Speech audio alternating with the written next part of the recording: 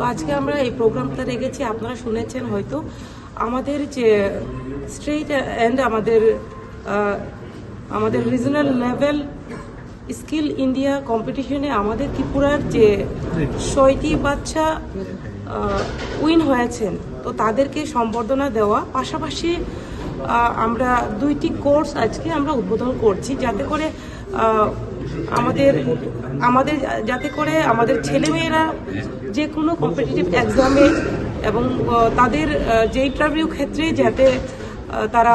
Participate করতে পারে সেই প্রস্তুতির একটা কোর্স, পাশাপাশি যাতে করে নার্সিংয়ের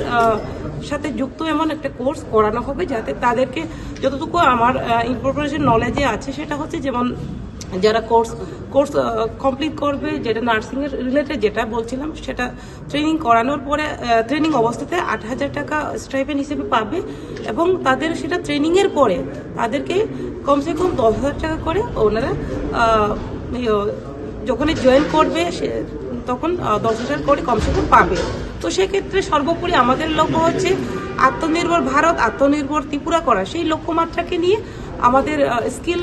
ডিপার্টমেন্টেও কাজ করছে। বিশেষ করে আমরা আনন্দিত যেটা হচ্ছে যে আমরা ফেলিসিটেট যাদেরকে করছি, সেটা একটা অত্যন্ত গুরুত্বপূর্ণ বিষয় যে আমাদের ত্রিপুরা থেকে 2জন গোল্ড মেডেল পেয়েছে এবং 2জন সিলভার মেডেল, একজন ব্রোঞ্জ এবং একজন মেডেলিস্ট